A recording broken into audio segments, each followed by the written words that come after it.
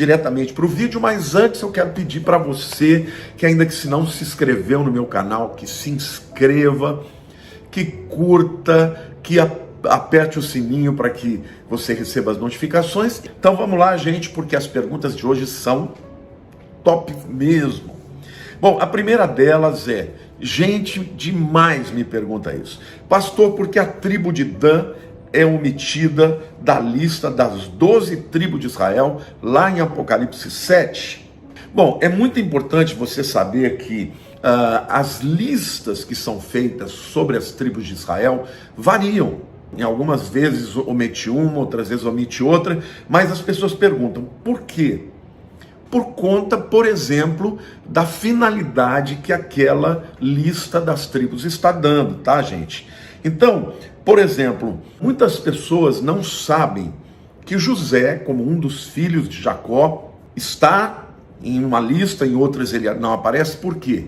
Porque Jacó, quando estava para morrer, a orar por José, ele também orou pelos seus dois filhos, Efraim e Manassés, e diz que ele iria adotar os seus filhos, tá? Então tem lista que não aparece José porque aparece os dois. Tem listas que quando você fala de Efraim, o contexto mostra que Manassés também está dentro.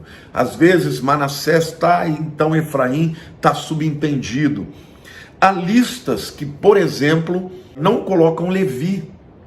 Por quê? Porque quando se distribuiu a terra, né, de Israel, Levi, a classe sacerdotal, não participou, porque eles receberam as cidades de refúgio e tal, então eles não estão nas listas que falam da distribuição da terra. Portanto, as diversas listas diferentes parecem ser um propósito bíblico mesmo. Dependendo do objeto ou do motivo por que aparecem as listas, então pode alguém ser omitido, uma certa tribo ser omitida. Mas em relação à tribo de Dan, gente, é muito importante vocês entenderem que muitos pais da igreja, na história da igreja, acreditavam que o anticristo seria um judeu da tribo de Dan. Dentre esses está o meu querido amigo, pastor João Carlos Marques, que já está com o Senhor, né? Mas existe um problema sério nesta questão, que muito provavelmente o anticristo não será um judeu, mas será um gentio. Eu vou explicar para vocês quando eu chegar na pergunta específica se ele é judeu ou gentio. Mas de qualquer forma, gente, para mim a melhor explicação é: as listas das 12 tribos são colocadas de acordo com a finalidade daquela lista, né? Como eu falei para vocês, na distribuição da terra, os levitas não estavam presentes. Por quê? Simplesmente porque eles não receberam a terra. Então, para mim, a explicação é essa. Você tem que entender o objetivo daquele texto que inseriu aquela lista. A partir daí, você pode entender por que aquele nome foi omitido. Tá bom? Bom, a segunda pergunta que eu quero responder hoje é: Pastor Lamartine, a sétima trombeta de Apocalipse 11:15 é a mesma de 1 Coríntios 15:52? Gente, vocês não sabem quantas pessoas fazem confusão dessa questão. Vamos ler o texto. Apocalipse 11:15 diz assim: o sétimo anjo tocou a trombeta e houve no céu grandes vozes dizendo: o reino do mundo se tornou do nosso Senhor e do seu Cristo, e ele reinará pelos séculos dos séculos. Bom, aqui nós temos a declaração de João, que ele ouve, né, o sétimo anjo tocando a sétima trombeta. E lá em 1 Coríntios, capítulo 15:52, diz assim: no momento, num abrir e fechar de olhos, ao ressoar da última trombeta, a trombeta soará, os mortos ressuscitarão incorruptíveis e nós seremos transformados. Bom, aqueles que acreditam que essas trombetas são as mesmas, colocam o arrebatamento da igreja bem no meio da tribulação. Porque a sétima trombeta, ela está terminando, na verdade, a primeira metade da tribulação. Mas o erro aqui é a falta de entendimento de que o apóstolo Paulo, em 1 Coríntios 15, 52, quando ele fala da última trombeta, ele está se referindo à festa de trombetas, que tocava trombetas ao longo dos 2 dias, muitas vezes. Ou seja, eu entendo aqui claramente que o apóstolo Paulo conhecia, entendia a revelação de que cada uma das festas de Israel dizem respeito a um encontro de Jesus com o seu povo. Na festa da Páscoa, ele morreu, exatamente no dia. Pães ázimos, ele foi enterrado. Primícias, ele ressuscitou. Pentecostes, ele enviou o Espírito Santo. Então, a quinta festa é a festa das trombetas.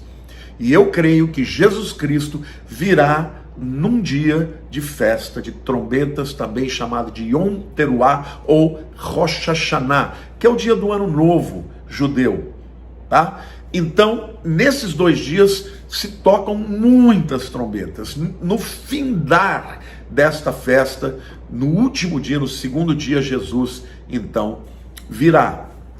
Para mim, as 7 trombetas do livro de Apocalipse não são a mesma coisa que esta trombeta aqui de 1 Coríntios 15, 52.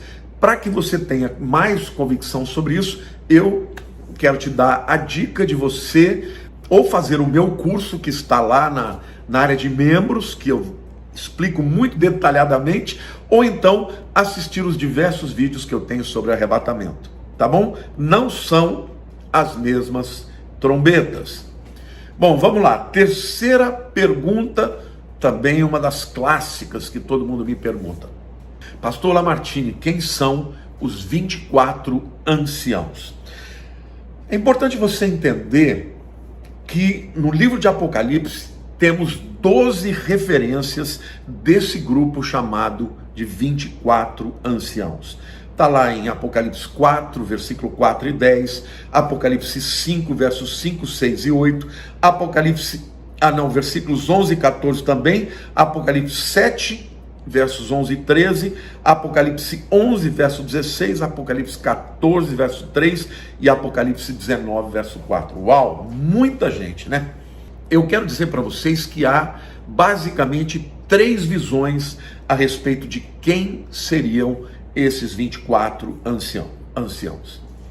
A primeira teoria é de que eles seriam seres angelicais, tá? Que eles seriam seres angelicais que estariam lá diante do trono de Deus. A segunda teoria diz que eles seriam todos os redimidos, incluindo Israel e a igreja. E a terceira teoria diz que eles seriam somente a igreja, tá? Agora, por que essas diferenças? Bom, eu confesso para vocês que claramente eu não concordo que eles sejam anjos, mas essas 2 teorias últimas de que seja 12 da tribo de Israel e 12 dos apóstolos, por exemplo, eu creio que essas 2 teorias, entre essa que seria igreja Israel ou só igreja, me deixam às vezes dividido. Por quê, gente? Em primeiro lugar, porque há aqueles que acreditam que no arrebatamento, os santos do Velho Testamento, né, tipo Abraão, Davi e outros mais, eles não estarão no arrebatamento da igreja. Que o arrebatamento da igreja estaria diretamente ligado à dispensação da igreja e à maneira que Deus encontrou de acabar com essa dispensação. A igreja nasceria no Pentecostes e acabaria no arrebatamento. E, portanto, não seriam arrebatados os santos do Velho Testamento. Então, como lá no livro de Apocalipse, o arrebatamento está no capítulo 4 e no capítulo 5 já está todo mundo ali diante do trono de Deus e os 24 anciãos, então alguns teólogos afirmam que ali só pode ser a igreja. Outros, em contrapartida, não concordam que os santos do Velho Testamento não serão arrebatados. Alguns afirmam que serão arrebatados sim, junto com a igreja, porque eles creram no Messias que viria. Ah, pastor, mas e aqueles que acham então que só a igreja é arrebatada? Quando é que quando os santos do Velho Testamento seriam arrebatados? No final da grande tribulação. Eu, pessoalmente, tendo a crer mais que os 24 anciãos representam a igreja e também Israel. Agora, é bem verdade que quando a Bíblia fala, né, sobre a promessa que é feita, né, em Apocalipse 3:5, eu vou ler para vocês, né? O vencedor será vestido de vestiduras brancas e de modo nenhum apagarei o seu nome do livro da vida. Pelo contrário, confessarei o seu nome diante do meu Pai e diante dos seus anjos. Quem tem ouvido, ouça o que o Espírito diz às igrejas. Bom, lá no versículo 21, diz assim: ao vencedor dar-lhe-ei sentar-se comigo no meu trono, assim como também eu venci e me sentei com meu Pai no seu trono. Quem tem ouvidos, ouça o que o Espírito diz às igrejas. Aqui é uma promessa de Jesus à igreja de Laodiceia. Então, os que defendem que seria só a igreja, diz o seguinte: a Bíblia não fala nenhuma vez, tá, que o povo de Israel receberá coroas, ou que sentará no trono. Aí alguém vai dizer, não, mas Jesus prometeu para os 12 apóstolos que eles sentariam no trono. Claro, mas os 12 apóstolos, apesar de serem judeus, eles fazem parte da igreja, porque eles creram, eles aliás fazem parte do nascedouro, né, do nascimento da igreja lá no livro de Atos, né, em Pentecostes, capítulo 2. Portanto, segundo esses teólogos que defendem que os 24 anciãos referem-se somente à igreja, eles têm lá o seu ponto, porque eles estão vestidos de vestiduras brancas, porque eles têm coroas, eles sentam no trono, e então, segundo estes, 12 dos mesmos seriam os apóstolos, e os outros 12 seriam outros homens importantes que o Senhor escolheu para estabelecer ali a sua igreja, né, que poderia ser inclusive homens gentios, né, já que os 12 apóstolos são judeus, porém não estão ali representados como Israel, estão ali representados como igreja mesmo sendo judeus. E a igreja, sabemos que ela é composta tanto por judeus como gentios que creem em Jesus Cristo. Bom, queridos, eu vou ficar aqui em cima do muro, tá? Vocês me desculpem, vocês sabem que eu não gosto de ficar em cima do muro, mas essa é uma questão difícil, tá? Embora eu tenda a acreditar que representa Israel e igreja, porque eu acho que no arrebatamento todo mundo vai estar junto, eu reconheço que aqueles que defendem que o arrebatamento será somente da igreja, também tem muita coerência e muito sentido, tá bom? Bom, a quarta pergunta difícil de hoje é: o anticristo será um gentil ou um judeu? Aqueles que defendem, gente, que o anticristo será um judeu, eles dizem o seguinte: os judeus jamais creriam no Messias se ele não fosse judeu. E isso faz sentido. E eles ainda usam Daniel capítulo 11, versículo 37 para dizer, olha, a Bíblia diz, ele não terá respeito aos deuses dos seus pais. E a palavra deuses ali é Elohim, que é um nome usado nas escrituras até em Gênesis capítulo 1, versículo 1, né? No princípio criou Deus os céus e a terra. Bereshit bara Elohim et hashamayim ve'et haaretz. Então, os que defendem que ele é um judeu, está dizendo que ele não vai respeitar a Elohim. Acontece que Elohim também é o plural. Então, permite a tradução, não terá respeito aos deuses dos seus pais, nem ao desejo das mulheres, nem a qualquer deus, porque se engrandecerá em tudo. Ou seja, não dá para você, por conta desse texto de 11:37, afirmar que ele é um judeu. E nem tampouco dizer, não, o judeu jamais aceitaria um Messias que não fosse judeu. Até porque a palavra Mashiach significa rei, ungido. Quando o anticristo se levantar, gente, eu não acho que os judeus vão ficar pensando que ele será um ungido como se fosse vamos dizer assim, um homem religioso. Não, eu acho que os ortodoxos sim, mas a grande maioria do povo judeu vai dizer, pô, esse cara aí é o cara que está fazendo a paz, que está cumprindo os pré-requisitos que o judaísmo exige do Messias. Ele é o Messias, tá bom?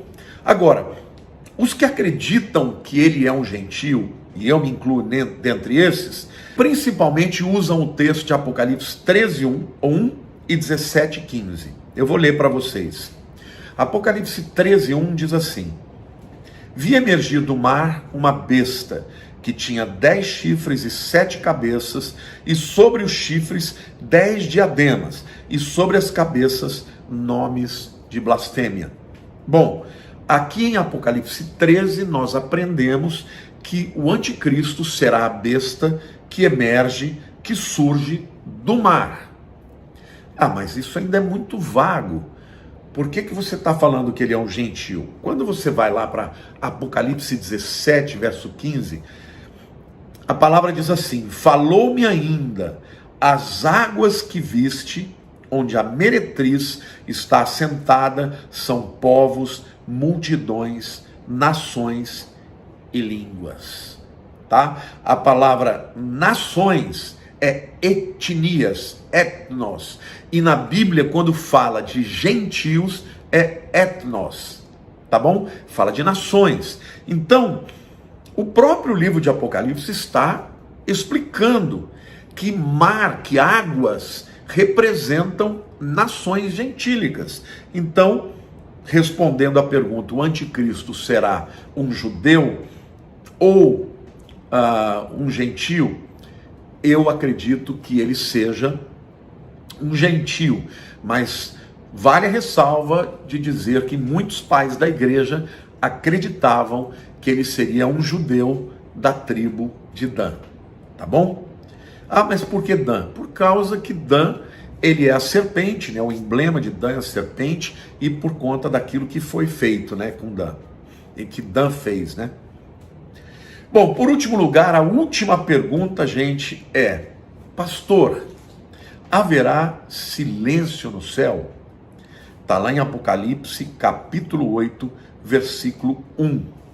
Quando o Cordeiro abriu o 7º selo, houve silêncio no céu cerca de meia hora. Eu já, no meio dos seminários, né, a gente ouvia aquelas piadinhas machistas, né? Provavelmente a mulher não vai entrar nos céus, né? Porque tem meia hora de silêncio. Deixa eu dizer uma coisa para você: tem muito homem que fala 10 vezes mais do que mulheres, tá? Então, essa piadinha já está eliminada. Na verdade, gente, ali nós temos um interlúdio, um silêncio por conta do clima e da sensação de que vai mudar o patamar de juízo, porque sabemos que há 21 setes de juízos, né, no livro de Apocalipse. 7 selos, 7 trombetas e 7 taças. Gente do céu, quando vai começar ali as trombetas, né, quando termina o 7 dos selos, vai começar as trombetas, vai aumentar significativamente o nível do juízo de Deus e dos sofrimentos sobre a humanidade. Então, eu creio que esse silêncio é de expectativa, de falar, uau, e agora? O que será? Então eu creio que esse silêncio, ele se refere a isso. Por causa de meia hora, é porque na verdade será assim. Mas não é que tem que ser meia hora, podia ser mais, podia ser 1 hora, podia ser 20 minutos. A Bíblia diz que vai ser de meia hora e o será de meia hora. E olha, gente, se você não se inscreveu no meu curso de teologia, que está lá na área de membros, vai lá e se inscreve, gente, porque o curso é maravilhoso. Eu vou responder isso e muito mais. Fiquem com Deus.